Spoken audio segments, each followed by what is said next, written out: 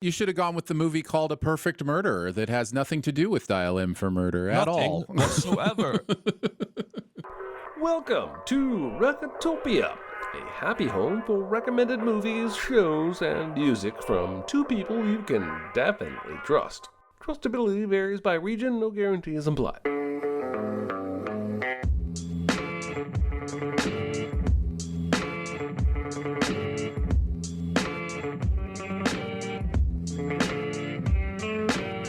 And now, here are your hosts, Aaron Dicer and Jeremy Scott.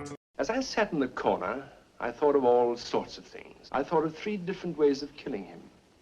I even thought of killing her. And that seemed a far more sensible idea. Hello, everybody. Welcome to Recotopia, episode 88. I'm Scott. And I'm Dicer. Yeah, I remembered this time. And now we're wild and crazy guys. The problem is your last name sounds like a first name. It does. It does. I have had 3 first names my whole life. Oh, well, welcome to the chat. Glad to see some usual faces in there, and hope to see you chiming in on some of these topics and issues. The big recommend today from Dicer is Dial M for Murder.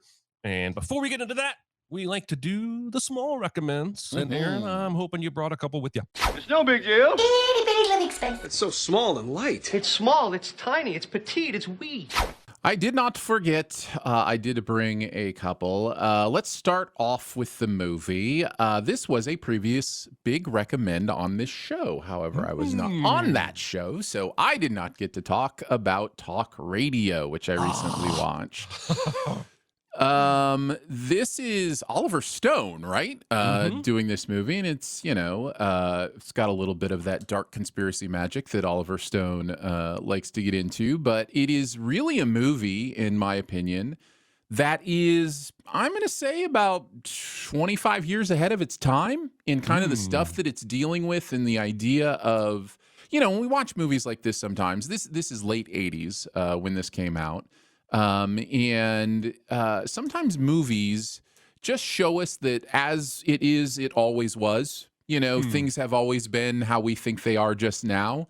And this is kind of one of those movies because it deals with, ideas of polarization, ideas of, you could substitute talk radio for Twitter and have the same movie. You know what I mean? Like this, the ideas of way people interact with each other, the way that entertainment becomes philosophy instead of just entertainment, and therefore becomes more important than it actually is, the way celebrity impacts entertainment and culture and philosophy. And, I don't need to rehash a lot of what was already gone over in the episode of Recotopia where you guys talked about this, so you can go back and check that for plot and some other thoughts. But man, this movie is so good. The end isn't necessarily surprising if you're paying attention, right? But it is very impactful, very meaningful, and I think what the movie has to say about self-destruction is very interesting as well throughout this. So yeah, really, and the performances are amazing, and you guys loved on the spinning one shot. It's kind of the feature of the production of the movie, and rightly so. It's a pretty amazing speech and then shot in a pretty amazing way. So talk radio rules. It's one of those movies that once I got into film, of course this was before I was going to movies, but once I got into film in the 90s, Oliver Stone was kind of one of the big directors, JFK and all that stuff. And so it was like, well, what else has he done that we've never seen? So I went back and rented talk radio, and blew me away. So good. And the little phone beep, beep kind of rhythmic music kind of thing that this film has inspired a song that I wrote in my college band. So there you go. Oh, interesting. All right. Well, my first small recommend this week is a small recommend, but to you, Mr. Aaron Dicer, it is a personal, huge recommend. Fair enough.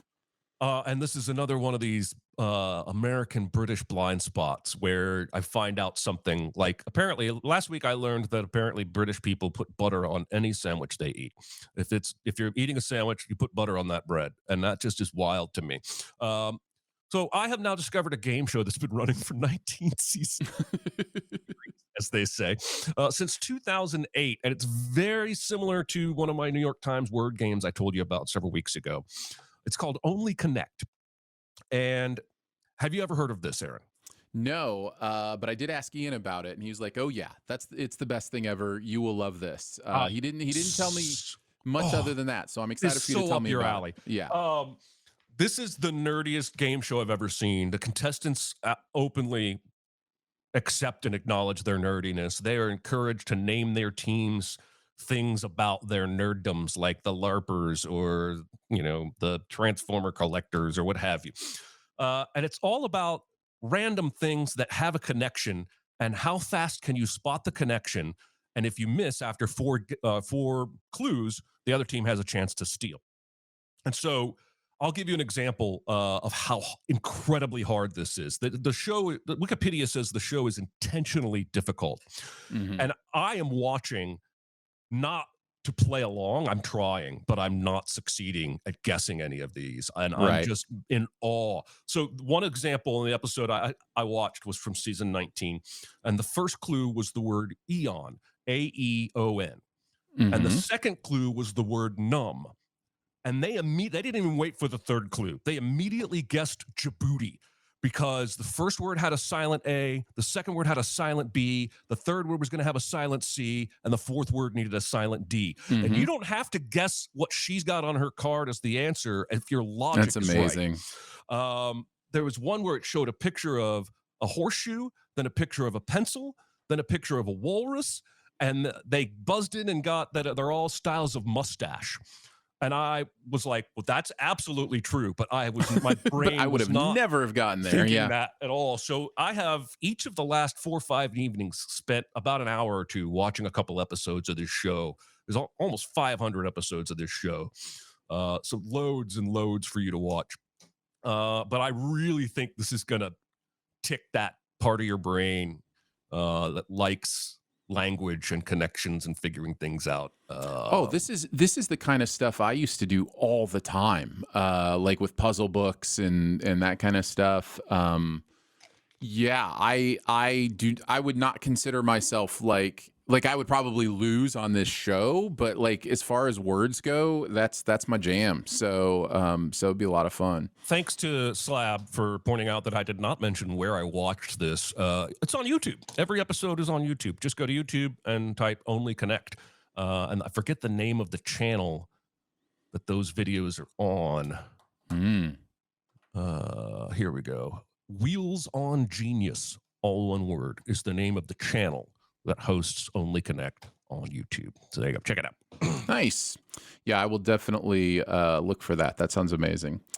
Speaking of TV shows that are Aaron's jam, I want to just say a new season of Battlebots is started. Oh, my. I love this show so much. Now, I will say that a lot of the surrounding production between the actual bots battling is a lot of the production in between those kind of things. It's a little over the top for me. It's a little cheesy. It's a little reality show, kind of stuff. I do like the guy that does the intros. He does a lot of wordplay, and I think his name's Farouk, and he does a lot of fun wordplay and has a big fight style announcing kind of thing he does. But everything else from the announcers and that kind of stuff, I just kind of maybe even fast forward through a little bit. But the fights are so fun to watch because they've got certain rules that go along with this. Like your bot can only be like a maximum of like 300 pounds. By the way, 300 pounds is a lot of bot.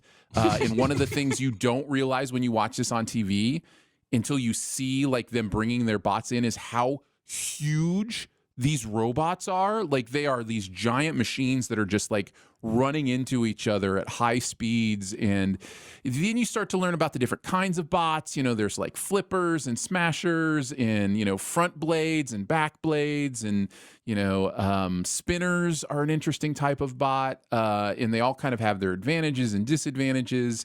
But it is just a blast. I just love watching it.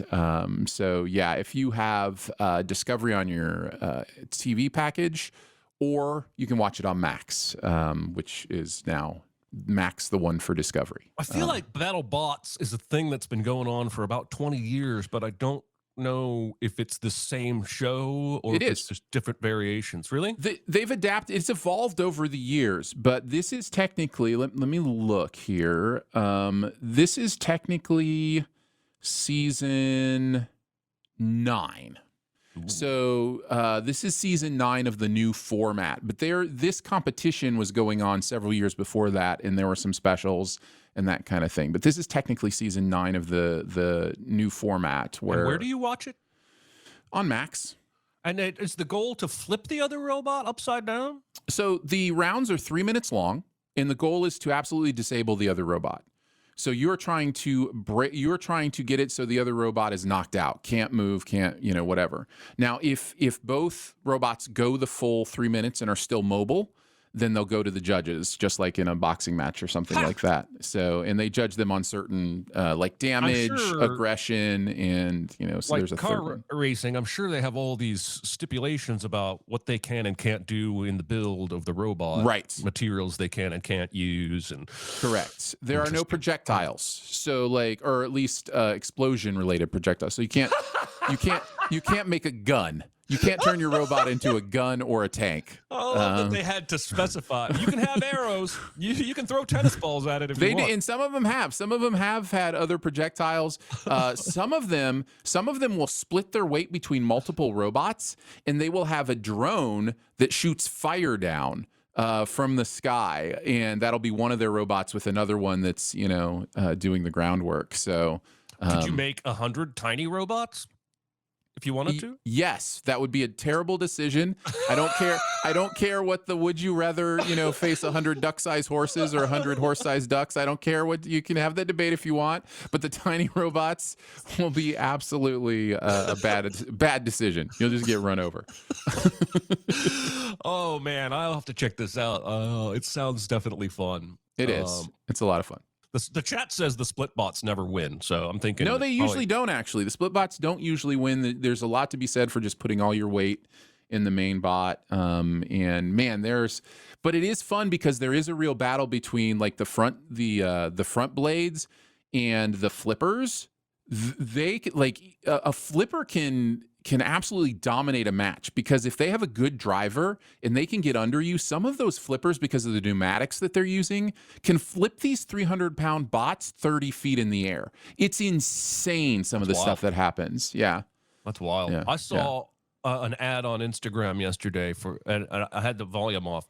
And so there was a guy, and he took a ball, it looked like a baseball-sized ball, and dropped it, and it kept bouncing itself to the same height. Ooh, perpetual energy. And I thought, holy shit. So I clicked on it, and then I turned on the volume to watch the video again. And first of all, it's an absurdly expensive product, but it's a musical product. They want you to buy multiples of these and drop them from various heights, and then they have an app that has hundreds of sounds that the balls make when they hit. So the video is this guy basically building his own beat with the balls. Okay. And I was instantly... like, I'm no longer interested. I'm not going to pay $900 for something. I'm going to wait for actual perpetual self-bouncing balls that are just, $30 bouncing balls. Like, why we keep making new instruments? Like, it's a fair question. That's a very complicated way to make Stop music. being creative, humans. That's not what I meant. That's not what I meant. My second small recommend, believe it or not, we're still in the small recommend portion of the show. I watched this 2-3 nights ago on one of the pay channels, movie channels, is Sisu, a 2022 violent as hell action film. Have you seen this? Oh, yes. I've seen this 3 times. Wow. How did that happen? You liked it? What's funny is not really, but but I'm well aware of the kind of person that will love this movie. And so my thing is, when I know there's a movie you're going to love, I want to watch it with you. And so I've introduced it to friends who I know would dig it quite a bit. So I don't know that I would have watched this had it not been for Jonathan saying something about it several months ago when he saw it. Because I like action, and I like one man against many. I like so many things about this movie, but it's so gory. Like, there's so much. I put in my tweet, there's Passion of the Christ levels of gore in some of this violence. And the way it's presented, I was cackling at it. I was not disgusted by it. My perspectives are changing, even as an aging adult, in terms of what I do and don't get enjoyment from. This movie is it's based on an actual, real, legendary Finnish sniper who fought in the Winter War and is considered the deadliest sniper in all of history, having more than 500 kills. Now, this is a loose adaptation.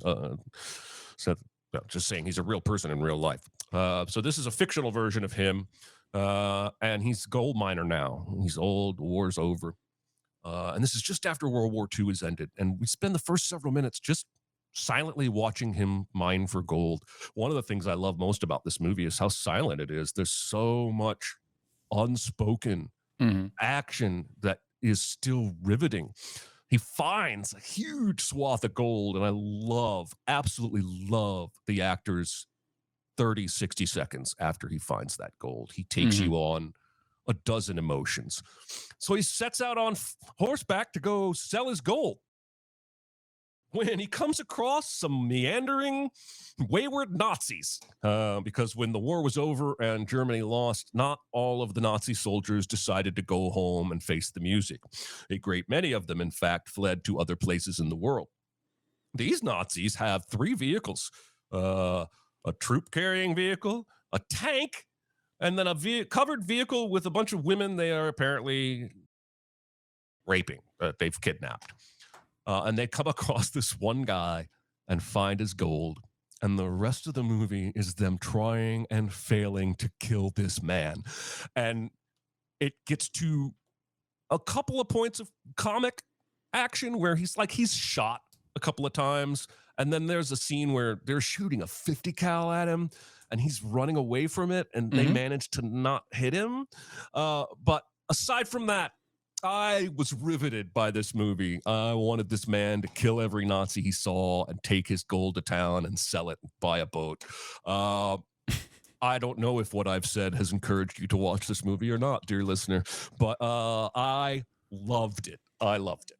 Well, in an attempt not to yuck anyone's yum, I will just say that I get the love for this movie. I totally understand how fun it is to watch. Like, there's a technical proficiency to what's done in this movie that I think understands how to appeal to that part of human nature that's like it's both. It's a little bit revenge fantasy. It's a little bit, one man against the world fantasy. So like I get what it's doing. It's just what it's doing is not interesting to me or particularly honorable either. Like there's nothing like good at the end of the day about the greed of for the gold or whatever. Well, I will say the end of my tweet about it the other day was, some of you will hate this. So I knew instantly that this was not a movie for everyone. But boy howdy, is it a movie for me. All right, half the show is over and we've yet to talk about the big recommend. Aaron, let's talk about Dial M for Murder. I'm fine. It's just that you're so big. It's so huge. It's a good rule, but this is bigger than rules. It's bigger on the inside. Is it? I noticed. Well, at least the big recommend doesn't have an intricate plot or anything that we have to go through. Yes, thank God. It's so straightforward. Dial M for Murder is a Hitchcock movie, originally filmed to be shown in 3D. Hitchcock's only 3D film that he made, also his first widescreen film. Stars Ray Milland and Grace Kelly as kind of this couple that one of them is having an affair and the other one wants to murder his wife. So that's, basically where we're at with them. So we find this out pretty quickly. One of the things I like about this movie is how quickly it disposes with its setup and plot. Like, we immediately find out she's having an affair with this crime writer who's coming over, and then immediately find out he already knows about it and, you know, is planning something. We find out the details of a blackmail thing that's going on where somebody found her love letter from this man and is blackmailing her. We find out very quickly that it's the husband who did this, stole her handbag, has been blackmailing her, just, you know, to see what was going on. And is now in the midst of a murder plan. So the first real big dialogue scene we get, which comes pretty quickly, comes between the husband and this man he knew from college. It's set up as if he's looking to buy a car. The guy comes over, and we very quickly learn that he's actually bringing this person over to be the murderer of his wife. So we get him laying out his perfect murder in this first scene. He says exactly what's going to go on. He subtly gets this man's fingerprints on a letter by dropping it and having the guy pick it up. And then he doesn't pick it up with his own hands after that, which is really smart. You get the sense through this whole thing that Tony is an intelligence to be reckoned with. Like, he thinks of everything. He's going into details on how all of this is going to work. He has, you know, Swan will have these. Swan, by the way, is the name of his college friend who he brings over. And, you know, there's a lot of details in the plot about like how he's convinced Swan to do this. Basically, he knows Swan is up to bad things, and so he's kind of blackmailing him. He also now has his fingerprints on the letter, so he's really blackmailing him, saying, look, I can make you the person that's been doing this so easily. And so he's kind of got him in a place where he can't really do much but do this murder. And so that's what he's going to do. The key piece of information for later is revealed at the end of this conversation. He's going to leave her key under the stair carpet for him to get in, and then replace it in her handbag when they come back and discover it later. So that is how the guy's going to get in. That becomes a very crucial part of what's going on with this plot. So the murder will take place the next day. And so this is all happening right away when he and Mark, is the writer's name, are going to go to this stag party. Before they leave for the party, there is a full conversation about the perfect murder, which is another thing I love that Hitchcock does, is he always makes one of his characters really interested in murder. Like, that's, you know, like it's their job, you know? So Mark's job is literally to plan perfect murders for crime novels, or actually crime television, and to put that together. So, you know, the Tony, knowing he's trying to commit the perfect murder, is smirkingly asking him, how do you do this? And, you know, playing along. So they have this conversation about having the perfect murder, where then it turns to, could you do the perfect murder? And Mark says, no, I could never do it. In real life, I'd make some stupid mistake and not know until everyone was staring at me. Foreshadowing happening right there. So then they head out, and as they're heading out, he finds out she wants to go see a movie. Well, she can't go see a movie. She's supposed to be murdered tonight. Doesn't she know this? So he has to think on his feet. The movie is also very good at showing us Tony improvise. Like, the idea of committing the perfect murder depends on so many little details, and part of it is you just can't plan the future. You never know what's going to happen. So the movie is also clear to show us that Tony is good on his feet. He's good at improvising. He understands how to, change when things need to change. So he immediately shifts into gaslighting his wife into staying home. And pulls the old, oh, well, if you don't want to do the clippings because we're going out, we'll stay home too. We'll ruin our day too, so you don't have to just ruin yours or whatever. And so he goes to call or whatever, and she's like, no, go ahead, go. And he's like, are you sure? I just want this to be your decision. Just a very gaslighting thing he's doing, but it works. And so she stays home to work on her clippings. Or his clippings for him. before he goes, he brings over her scissors so that she can do that because she's going to need her scissors. As if he would know. As if he would know. He also hits a few other snags, but improvises them perfectly as he's trying to get the key placed. Some different things happen. And then he kisses her goodbye with, you know, the most creepy goodbye, my wife, that anybody has ever said in the history of goodbying their wife. So then we get the murder scene. It's going to happen. So part of his plan was to call at a certain time that the person he knew to murder her would be there. He looks at his watch and it's not quite that time, but wasn't it the same time when I looked at my watch earlier? Oh no, his watch is stopped. So now he has to find out what time it is. Turns out it's a little bit later than he thought he was, but he just catches in time as the guy was getting ready to leave, thinking maybe something had changed. So even though he's 7 minutes late, it turns out that it's going to work. So there's a struggle, and then the classic shot of the movie. If you're watching this live, you can see it in the artwork. Her hand reaching back for anything, something to keep this man from killing her. She finds the scissors and delivers an absolute strike to the back of the killer, and then he brings it home by falling on the scissors and apparently brings it home. I'm gonna help this murder get right. awesome. Yes. And becomes that death blow, killing him as he lands on it. Tony quickly realizes, because he's on the phone, by the way, he's the one that made the phone call to bring her out there. He quickly realizes he's got to answer this phone call now. He has to, to account for why he made this call and was listening when this happened. So he answers the call and immediately begins improvising a new thing. He tells her not to call the police or touch anything. His job has now shifted as he gets back to her. His job is now not to create the perfect murder. It's to create the perfect framing of his wife for the murder. And he immediately starts doing things that will frame her.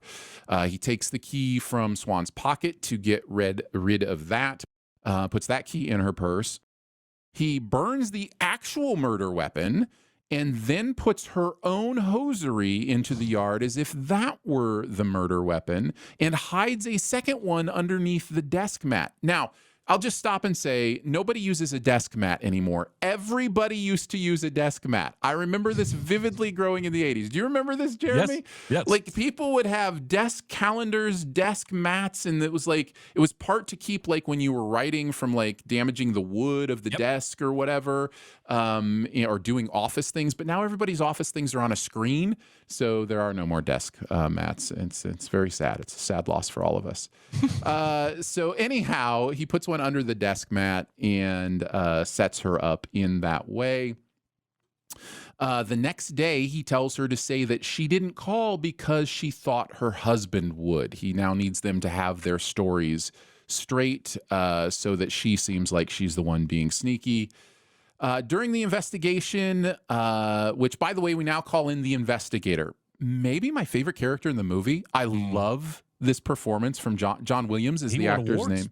Yeah, he's so good in this. And it becomes kind of a tete-a-tete intelligence battle between the inspector and Tony as they're going through this.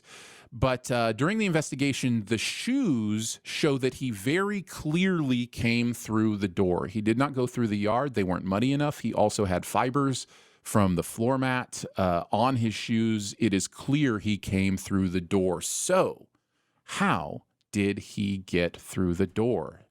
There was no key on him, so he couldn't have copied the key. And so that is, a no-go. And so we're now in for this battle of the minds. Tony tracks that his plan for framing his wife is working because he sees that the inspector is now looking at Mark's handwriting. He asks Mark to write something, and so now I'm sure he knows the inspector is comparing their handwriting. He sends Tony out so that he can talk to Mark and Margot about their affair and what was known. Earlier, Margot had denied having the letter stolen, but now she will admit it. So she looks guilty again for lying here. And it's all coming together. His plan is working perfectly. The stalking part works to perfection, and the inspector believes that Margot did it. And so does the judge and jury. Margot is convicted. She is set to die one more day. And desperate Mark comes to Tony and says, we have to do something. We have to figure out how to get Margot free from this. Here's what we need to do. You need to admit to this crime, and here's what you did. And he has it pinned, absolutely pinned, every detail. Doesn't know that he has it pinned. That he has it pinned. He thinks he's making up a story, and what only Tony knows is he's actually making up the exact thing that happened. Of course, Tony doesn't want to play along with this. And then the inspector stops by right in the middle of this and asks Tony about large amounts of cash that he's been spending, asks him about an attaché case that he might have. Tony claims to have misplaced the case, but Mark is in the other room overhearing this conversation, and in that room with him is the case with the money. And so now Mark is going, oh, he actually did do this thing that I made up. So he goes out and tells the inspector that he found the case with the intended payoff for Swan for the murder. And Tony confesses that the cash was Margot's blackmail payment to Swan, which he had concealed to protect her. He wanted to protect his wife. Hubbard appears to accept this explanation, and Mark leaves angrily. Hubbard discreetly swaps his own raincoat with Tony's. And as soon as Tony leaves, Hubbard uses Tony's key to re-enter the flat, followed by Mark. So Hubbard had previously discovered that the key in Margot's handbag was Swan's latchkey. Because they all look alike, he thought he had replaced his wife's key, but it was actually Swan's key. So now Hubbard has to figure out who knew that and how they knew that. And so he deduces that Swan had put the key back in its hiding place after unlocking the door. And so now, correctly suspecting Tony of having conspired with Swan, he has this ruse to trap him. So they bring Margot from the prison to the flat. Again, she's assigned to die tomorrow. She tries unsuccessfully to unlock the door with her key in her handbag, then enters through the garden, proving that she did not know the key was there and had nothing to do with this. Hubbard has Margot's handbag returned to the police station. Tony retrieves it after discovering that he has no key. The key from Margot's bag does not work, so he uses the hidden key to open the door, demonstrating to all his guilt and exonerating Margot. With his escape routes blocked by Hubbard and another policeman, Tony calmly makes himself a drink and congratulates Hubbard on a job well done. And that is Dial M for Murder. Jeremy, what'd you think this time through? Dun, dun, dun. I really like it. It's really good. I don't think I have anything negative to say about it. The only negative note I wrote was I think maybe it just does a hair longer than it needs to be, but not in a way that feels too long. It was already mentioned in the chat, but one of my notes is, for me, the key scene is the overhead shot when Tony is walking Swan through the plan, through the apartment. And it's a very unique perspective in terms of the kind of films we see today and how they would shoot a murder mystery. And it's extended. It goes on for quite a while. And I was really struck by that. But yeah, it's fantastic. I think the detective guy steals the show. I think the guy that plays Tony is incredible. I feel a little bad for Grace Kelly because she isn't really given a lot to do here other than get murdered.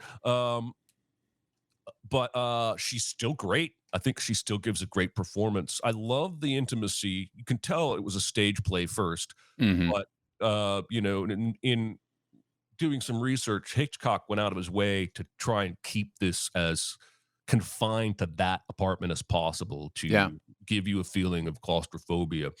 The scissors scene is shockingly visceral when it goes in further into his back when he hits the floor. And I read that Hitchcock was fairly well obsessed with the stabbing of the scissors and spent many He knew it was the money shot. He knew it was the money shot, and he spent a lot of time getting that right. He stopped eating. He had anxiety trying to get that right.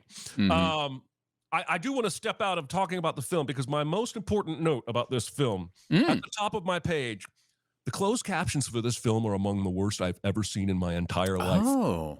About half the dialogue is missing entirely.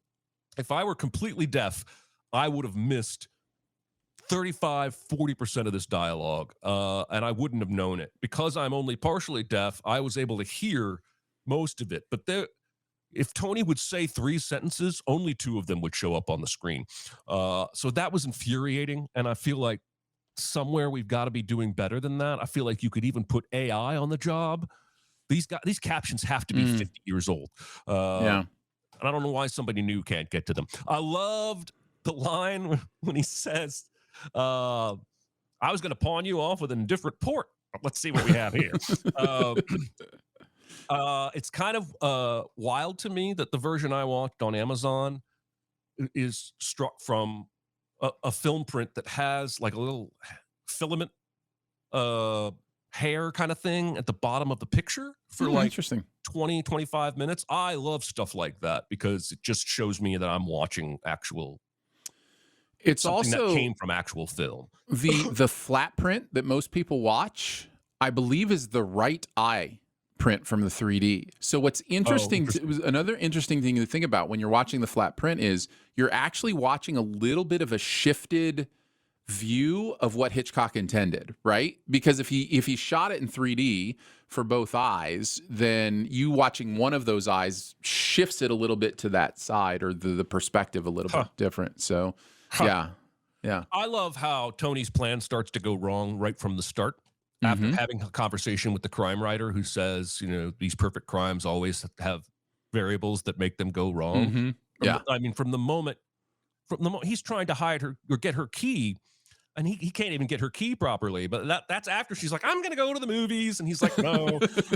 and then, he undoes himself with the scissors, which is his ploy that ultimately gets her to stay home and be murdered.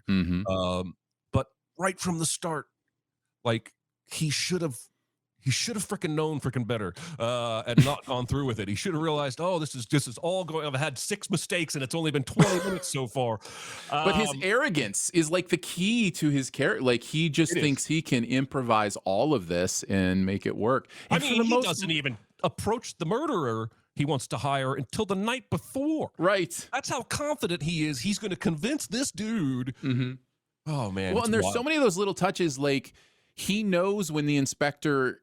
Like he knows the inspector knows that he knew this person in college. He knows, and so he immediately admits it and goes and even gets the picture and is like, this is the guy. Like that stuff is so brilliant, like on a character level. I think the raincoat thing is the only plot convenience. Like if I were making a Sins video of this movie, I would hammer the fact that those 2 guys just happen to have raincoats that look nearly identical. Another thing I wanted to point out that is kind of like just an observation. That detective illegally enters their apartment. Yes. Before he solves the murder.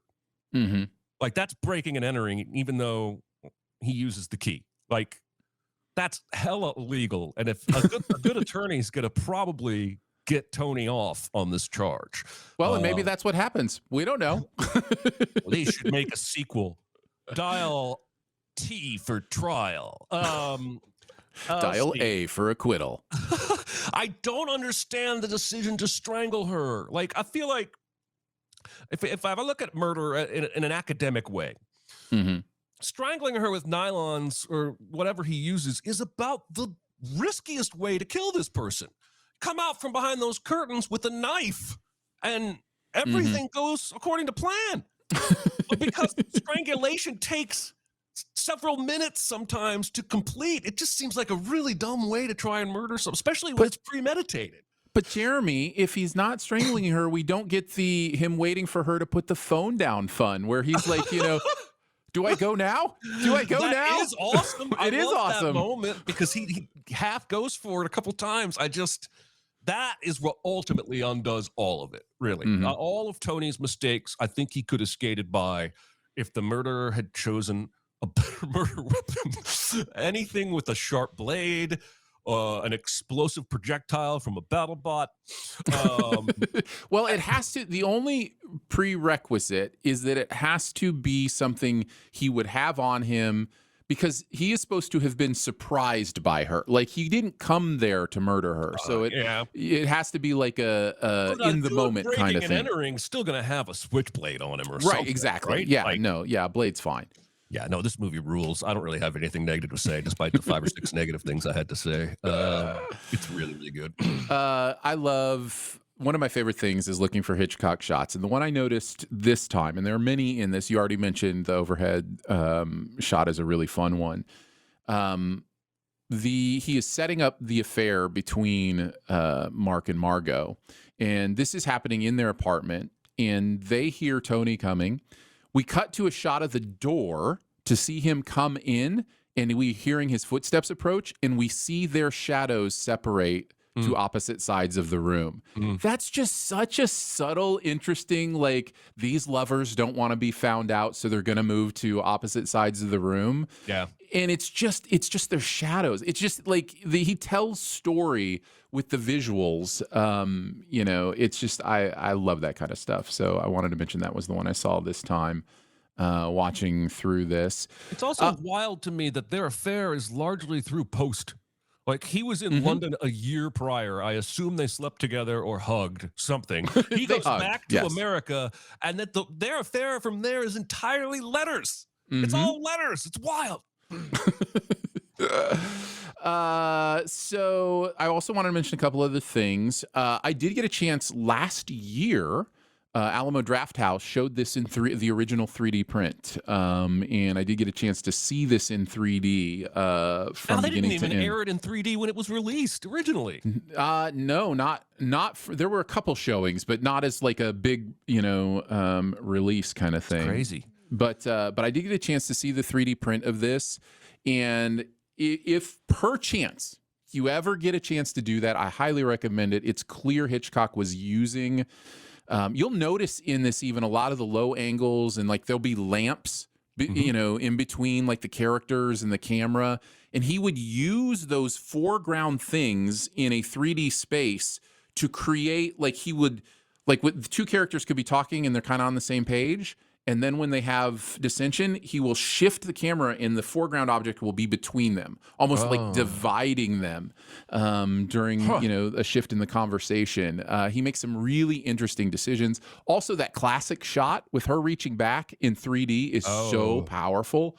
There's a lot of really good stuff in the 3D print. I wanted to mention that. What I read was that even though he set all that up, he apparently knew the whole time it was never actually going to end up being a 3D film. Like, he saw the writing on the wall, but still put all that effort and thought into it.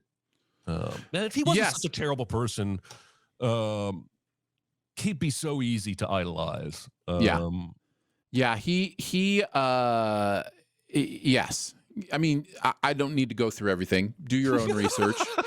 But I think it is fairly safe to assume he had some misogynistic tendencies, and further than that, which is why I did find it interesting. One of the facts I read on this one is Grace Kelly had an argument about the night dress she was wearing to go answer the phone. And he was like, well, what would you be wearing? And she was like, I'd just be wearing, this slip cover or whatever it was. I don't know what she said. Yeah, this nightgown. And he said, okay. And then I guess from then on, let Grace Kelly make all her wardrobe decisions, which is not the Hitchcock I have read. Like, he was so overly, like, I even know in this movie, he wanted her wardrobe to go from bright colors to dark colors by the end. Like, there's a progression of the colors of her outfits to the end of this movie. So I know he was detailed about that kind of stuff. But yes, he thought actors were cattle. They were just, tools for him to use. But yeah, he definitely had a brilliant eye for visual Wanted storytelling. Cary Grant for this, or they did, the studio did, but I don't know that Hitchcock did. But it'd be fascinating to be able to watch this movie with Cary Grant's performance, because he's nothing like the actor that plays Tony, even though I still think he could have played this character. I think he could have too. I don't think he or his agents wanted him to be a villain. And so I think that's probably why they didn't go that route. And that's carried through today, where The Rock won't let himself get beat up in a movie. Yeah, there you go. The Anthony Dawson played Swan in both the in both the play and in the movie, and that's true for the Inspector as well. Both John Williams and Anthony Dawson were in the play version of this before being in the movie version of this. I thought that was interesting. One of my favorite lines in this movie is the same reason a donkey always goes forwards towards the carrot, and then Swan goes, "Tell me about the carrot." Yeah, that's great. It's just a great way to do that. This just a couple other thoughts, interesting thoughts.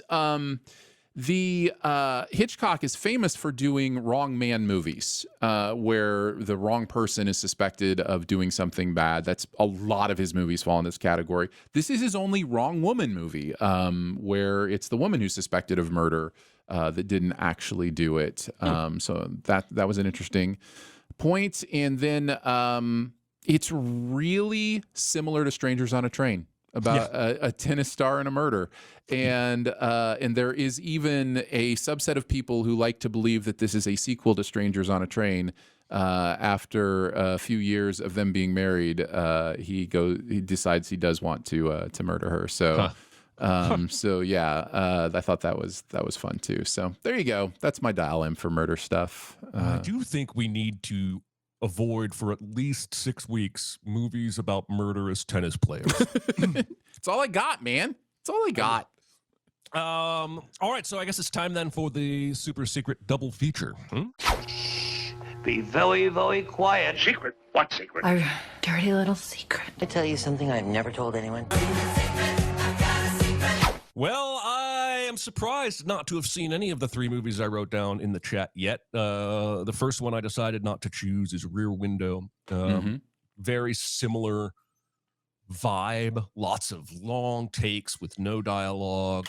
Grace Kelly killing his wife, not getting away with it. It felt a little too on the nose, a little too easy. And I thought long and hard about this movie none of you have probably seen, called The Burnt Orange Heresy, that has Donald Sutherland and Mick Jagger in it. Because that is about a plot to commit a perfect crime. Murder ends up being involved. But the reason I wanted to choose it is the Burnt Orange Heresy is not great. I was fairly riveted by the story, but it's like a 50 on Rotten Tomatoes. But the last shot, the very last shot, is amazing, and you have to sit through the whole thing to get any of it. And that last shot is when the main character realizes he has not gotten away with his perfect crime, and the movie ends just like this one. But I decided to go with something that I thought more people would predict, because it is very on the nose, but a very different feel of a movie, and that's Murder by Numbers. Young Ryan Gosling conspires with a fellow classmate to commit a perfect murder and get away with it because they believe they are smarter than everyone. Sandra Bullock ends up being the cop who is assigned to the case. She almost instantly suspects one of those kids, even though they both have alibis. And it's all about how the story plays out and how he will or won't get away with it. I just think it would be a very interesting, tonally different, but topically almost identical double feature. Somebody trying to get away with the perfect murder and a smarter than them detective. So I ended up going with that. You should have gone with the movie called A Perfect Murder that has nothing to do with Dial M for Murder at all. Whatsoever. What's funny is I've seen A Perfect Murder more recently than Dial M. So when I was watching Dial M and realized that he wasn't going to make her lover be the murderer, I was like, oh yeah, that's something the Michael Douglas movie came up with that's not in the original. And I'm not sure adds anything to the second one. Nope. All right, well, Now we have to do next week's homework. Yeah. If I have done my math correctly, this episode that we record next week on the 24th will release on Halloween Eve, Monday the 30th. That will be the last October episode of Recotopia. So I am sticking with the murder horror-ish kind of thing. I'm going to have us revisit a movie I haven't seen in 2 years. 2020's The Invisible Man with Elizabeth Moss. And if you haven't seen it, I think it's incredible, but I have forgotten enough of it that I'm excited to go back. It is not simply an Invisible Man story. There is a lot of great subtext regarding what women have to go through in this country, which you'll hear us talk a little bit more about in the outtakes, and how it differs from what men have to go through in this country. So let's check this out. Now, I usually write down where you can see this. Dead air. Okay, it is on Peacock right now. And it's also on one of the movie channels. So I'm getting Hulu. If you have a premium subscription, you can watch it there. But it is on Fubo TV as well. And I hope that you guys will check it out and enjoy it. I can't wait to talk about The Invisible Man. Yeah, that's going to be fun. I haven't seen it since it came out a couple years ago either, and I'm excited to revisit it as well. Yeah. All right, everybody. I think that's probably going to do it for this week's show. Thank you to the chat for coming out and weighing in and helping us know the microphone levels might have been off. We value your input, and we love seeing your avatars every week. It's like we're part of a family. Next week's episode, your homework is The Invisible Man. For Aaron Dicer, this is Jeremy Scott. We'll see you next time. Bye, guys. Be a part of the live show by being a member of the Sin Club at Patreon at patreon.com/cinemasins. Chat with us on the Cinemasins Discord at discord.gg/cinemasins or Cinemasins Twitter at Cinemasins, and email any comments or questions to recotopia@cinemasins.com. That's RECOTOPIA at cinemasins.com.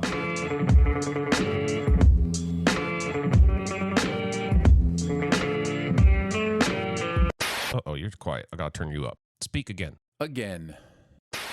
Britney Spears has this memoir coming out, right?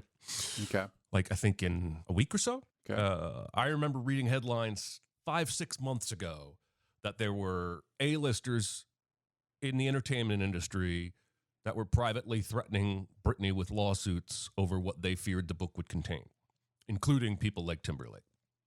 I don't know if any of that's true. But now rumors. Yes, now that the book is about to come out, excerpts are leaking. And TMZ has a headline today that says, Britney says Justin Timberlake got her pregnant and then they had an abortion. The article says they were in love. They thought they were going to be together forever, but they thought 19 was too young to have a baby. And so after some emotional conversations, they agreed together to have an abortion. Okay. I'm frustrated with the phrasing of TMZ saying Timberlake got her pregnant, as though he tricked her. Right. You know what I'm saying? Like, it's a more scandalous headline, so I understand why an outlet like TMZ would run with that. But we're going to see all kinds of this. Take something that sounds juicy, but 19-year-olds have unprotected sex and realize they're too young for a family all the time in this country, at least in states where it's not illegal.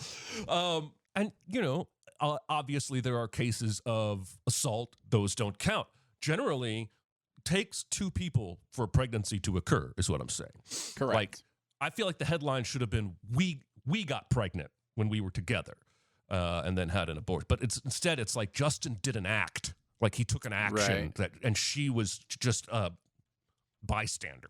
It's also a weird one, too, because, you know, there is and not to even, you know, address any of the various and nuanced take on life and abortion and all of those things, but there is a very large subsegment of the country that would find it scandalous enough that abortion was had. You know what I mean? Like, it's a weird, like, what are you doing by amping up something that's already you know? And again, I'm pretty much gonna defend Britney Spears for most things that come up. I think that conservatorship was pretty evil. Yeah, sounds pretty bad. I think she probably could stand to still have some assistance in areas. But I all I am observing is what she puts out on the internet, and I'm not observing it. I'm just reading headlines about it.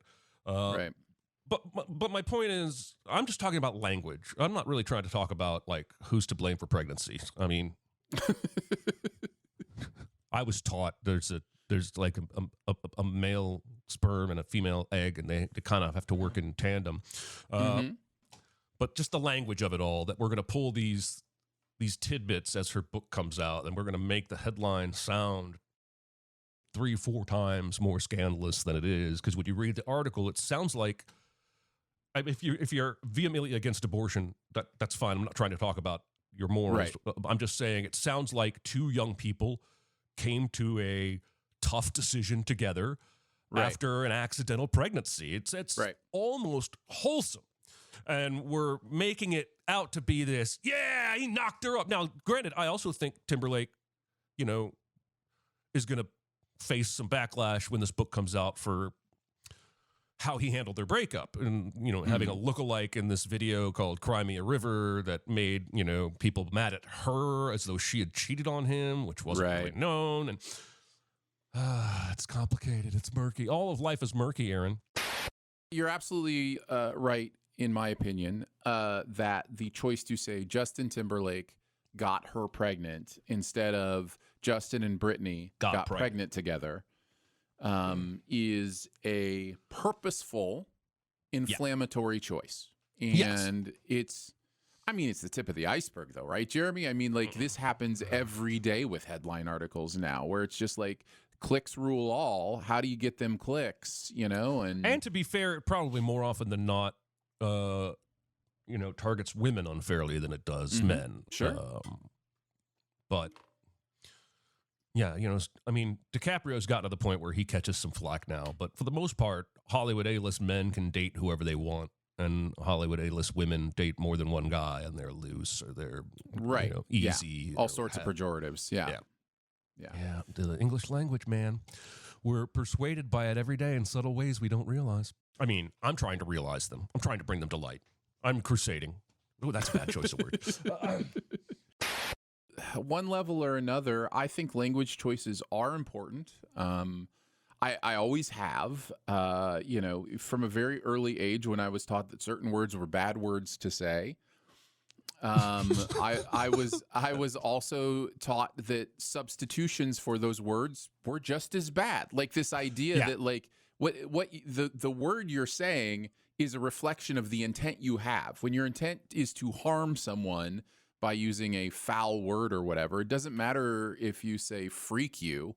Like it's the intent like bull behind crap it. Was not allowed in my house. Right. You know what I mean? Like anything. Now I think it was a little bit more rules based, at least when I was young.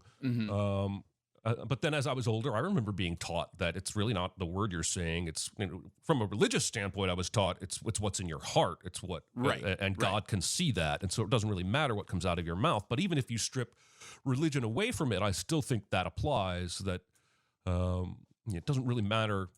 I'm fascinated by language. It doesn't really matter what word you use. It's the meaning behind it. What, like you said, your intent. Because some words that are bad now in 100 years, they're not going to be bad. And some words that are fine now in 100 years, they're going to be bad words. And it doesn't even take 100 years. It doesn't even take 100 years. And that's why the sensitivity of language is so crucial, because you want to be the kind of person who doesn't use language that will harm someone else, right? And who gets to decide that? Well, people get to kind of decide what language harms them. And especially with somebody outside of your being, your group. Like, I don't know what it's like to be a woman. So I don't, like if a woman tells me this language hurts me, I'm going to go, I'm going to listen to you, and I'm going to try not to use that language, But then there's this other thing of like, it's not the words themselves either. And I listened to a podcast called, I'm going to forget the name of the podcast, but the host is a black man, and he will often talk about words that white people can't say, that black people can say, and those kind of things.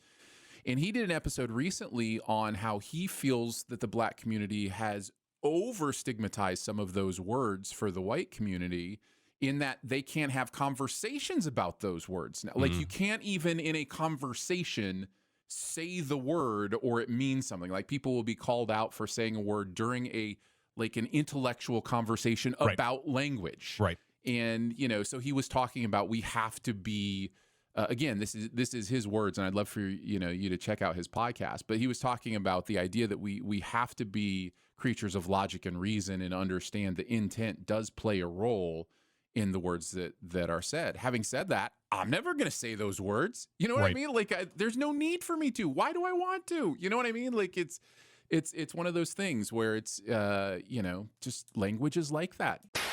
You also just reminded me, not language, but I read a thread on Reddit last week about, it was posted by a woman whose husband is a contortionist and is a slight, thin, small man, and had been hired at a haunted house type thing to do weird crap with his body to freak people out, dressed as the girl from The Ring.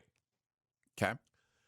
And within 3 days, he was in tears with the way people were treating him because they thought he was a woman. Like people asking him to show his breasts and people grabbing his ass and just gave him this stark experience of what women have to deal with on a daily basis in terms of how society objectifies them.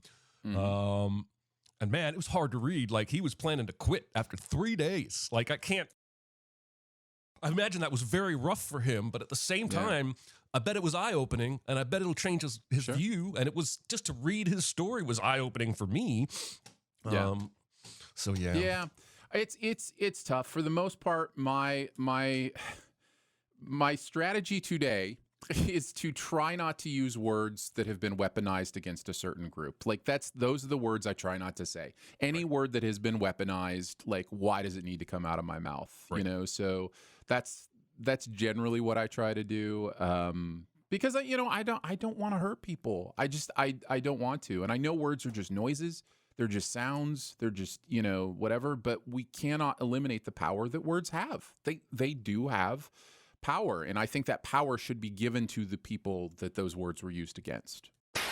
I liked watching, again, not really about language, but culture, but I liked watching Hank Azaria's evolution from the time that Apu got called out. Yeah, that's a good example. Initially was like, we've been doing this for 20, 30 years, and all of a sudden I'm supposed to act like it's wrong. And then, like, within a year or two, he not only had changed his view, he sat down with the guy that wrote that book and had this huge conversation. And I read an interview where he was like, the last thing I want to do is hurt people. And comedy is never worth that. And I thought, wow, we can all learn from watching, because initially you are going to resist that being told you're wrong. I think the language conversation and the appropriation conversation are very similar conversations, because, well, where do you draw the line on imitation? And, does it matter that, Jimmy Kimmel imitated specifically Charles Barkley? Did a Charles Barkley impersonation, back in the day or whatever? And, like that whole conversation, I think, is valuable because the perspectives and the hurt and the harm change. And, there are movies way too recently that have blackface in them as comedy, right? Like, it's something that was done for entertainment. And I genuinely believe that some of those people thought they were respecting a culture and didn't realize that they were mocking a culture. Like, I genuinely believe that some people thought that, but that's because of their limited perspective, right? Ignorance. And that's the the ignorance. And that's the idea, is like, where am I ignorant? How can I flush that out of me? How can I really listen to everybody's perspective? And when somebody says this hurts me, just go, cool, I won't do it. Like, that's, Right. It's just, I think it's either ignorance or it's hubris, right? Sure. Well, sometimes it's in evil intent. Like, I'm not saying it's, it's always one of those things. Sometimes it's, malevolent, but Spike Lee made a movie in the late 90s, early aughts with two white characters in blackface. And I'm like, I'm not going to tell Spike Lee what he can do and can't do when it comes to this Well, kind and of Robert Downey Jr. in Tropic Thunder is making a point about this very thing. Yes. But is also now under the microscope. And it's like, well, that's like saying a word in a conversation. Like, you know what I mean? Like it's... See, there's this rule, this guy on Twitter, Popat, I don't know if you ever followed him. No. He's on Blue Sky now too. He's a lawyer and comments on all the national legal stuff. And he's really smart and funny. But he created a law that I don't agree with. It's called the law... This is vulgar. It's the goat fucking law. And basically, if you fuck a goat to make fun of people who fuck goats, you still fuck a goat. And so if you apply that law to Tropic Thunder, then Robert Downey Jr. is morally wrong. Because Correct. even though he was making a joke, he still literally did the thing. I don't agree with that. Because that movie is very clearly taking down that kind of thinking. That idea. Right. So yeah, I mean, the Twitter and Blue Sky throws that rule around whenever he's involved in the conversation, like it's an actual law of the universe, and it drives me insane. I just hear Jonathan going through these outtakes, just like, what is this podcast?